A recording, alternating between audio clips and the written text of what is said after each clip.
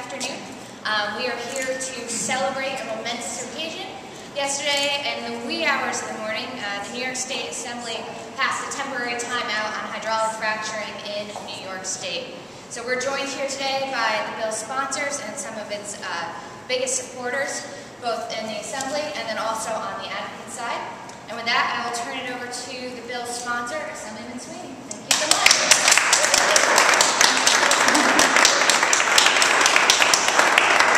With the help of many people, many who are here today, I think New York State made a very strong statement last night, that we are fully prepared to place the health, safety, and well-being of our residents, of our environment, of our water, of our air quality, above all other considerations. And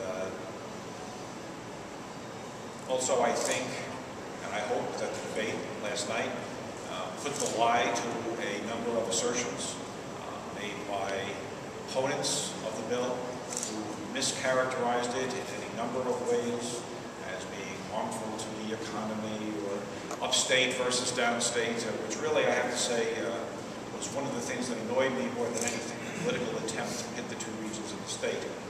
I cannot begin to tell you the incredible number of cards, letters, emails, resolutions from town boards upstate that I received as the sponsor of the bill in support of the bill. There's an enormous amount of grassroots support for this legislation through the areas of New York State that would be most impacted by hydro-fracking. And I think that tells more than anything the concern that exists among residents in every part of the state about the impact on their lives, their well-being personally, as well as the well-being of the state of New York and its environment, if this activity were to take place in a manner that is less than well controlled. And speaking of grassroots support, I therefore have to thank a lot of people who were involved. Not only was it the major organizations, environmental organizations, that you would expect to play an active role, it did, and did it well. But there was just, I can't remember the last time that I saw a real upwelling of support for something like I saw on this bill from just individual citizens who, the more they found out about hydro-fracking and what it would mean for them and their community, the more concerned and interested and active they became in playing a role. And that's really why we did the bill, quite frankly. And I have to say, I believe, I'm correct in saying it's the only bill that we have done other than the bills that the governor put forward in extraordinary session. So that says something, I think, about the incredible amount of support that propelled the leadership of the members of the Assembly to put this bill as a priority. It's the first bill that we did yesterday when we came back. Certainly the support of my colleagues, Assemblywoman Lifton, Brian Kavanagh, who supported the bill and spoke eloquently in support of it, all the folks here. This is a true grassroots effort in response to what residents around the state clearly see as a potential disaster for them and for the environment of the state of impact. So we've got a moratorium, now we've got a chance for DEC to do its job in an appropriate fashion, and then, most importantly, we've got an opportunity for the state legislature to review what DEC decides and determine whether that is the public policy of the state that we want going forward, or whether there is something else that we need to do. Our job is not done here. Our job starts here, but this is a very good start. Thanks for coming.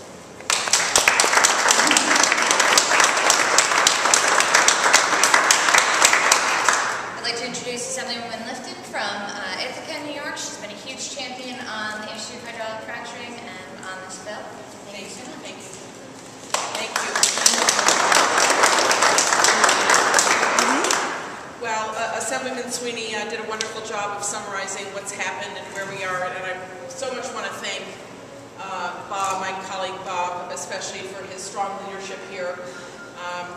You know, Bob's kind of a quiet guy. He's not out there seeking the limelight and the cameras like so many people in politics seem to do these days.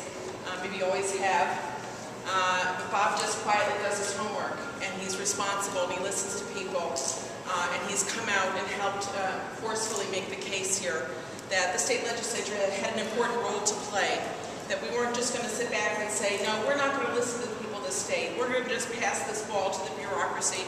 And mind you, I have a lot of respect for the bureaucracy. I have a lot of respect for the DEC and the wonderful staff there. We have fine state employees, committed people, smart people. But it's also very appropriate. It's not an either or. The bureaucracy does it, the agency does it, or the legislature does it. The legislature is there to listen to the people. Politics based on people. It's our job to listen to the people and be a voice for the people. And so it's very appropriate for us to also insert ourselves into this. Listen to the people of the state, look at the science, study it. We study it. We don't just respond to that kind of superficial politics. We study this issue. Staff work very hard on it. Thank you very much to Bob's staff and many other staffers. And thank you so much for the advocates that helped to get us all this information that we've been combing through.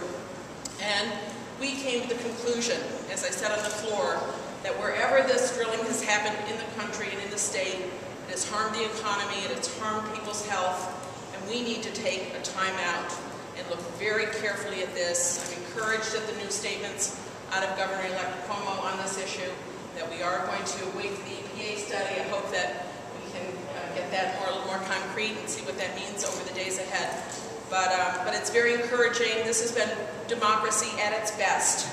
People educating themselves, weighing into the political process, participating, and having those people in politics respond. So I'm very proud of all of us. I'm very proud of democracy in New York. And I'm looking forward to a good resolution to this issue. We need to look at the large picture. We're at a point in the history of our country and of the world where we need to look at the big picture here. We need to look at climate change. We need to look at where a big, important state like New York fits into that big picture. And whether we want to keep drilling for fossil fuels or whether we move to a green, renewable economy on the federal and international level. And that's what I'm going to be pushing for. Thank you all very much for all your continued help. I'm looking forward to the work ahead. Thank you.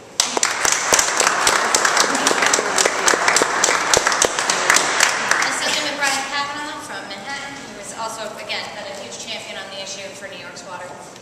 Thank you. Thank you. I'm Assemblyman Brian Kavanagh. I represent a district on the east side of Manhattan. And I first of all just want to join my colleague Barbara Lifton and what's already been said about the extraordinary leadership of our chair, Bob Sweeney, on this issue. Really, this became a public issue in New York with the initial scoping document for this EIS, which seems like many years ago. I guess it's 2.5 years ago or so now. When we began by having very long hearings where we got a very wide range of perspectives on what needed to be in the scope of that EIS. We heard obviously from many of the advocates we heard today, but also from the industry and from regulators from other places to try to determine what it was we were dealing with and what needed to be done in New York State to address safety concerns. That, of course, was followed up by numerous hearings and other events that many of us have been at to try to both educate people and to listen to our constituents across the state about what their concerns are. I just want to lay out briefly. I think part of this, we've talked a lot about these issues over many years. I just want to just lay out briefly what's at stake here. What we're talking about is a massive new industrial process on a massive scale that could be accomplished in much of the entire geographic area of the state. This is not just about New York City and its watershed. It's not even just about the Marcellus Shale. It's about numerous rock formations that have this gas that can only be derived from that geology through a massive industrial process. So what's at stake is, of course, the direct impact that might have on local communities, the watershed, which I've already mentioned, which of course it would cost us billions of dollars if we had to add filtration to that, if that were contaminated, and also just the surrounding environment. And this is a committee that has taken a statewide perspective on this issue.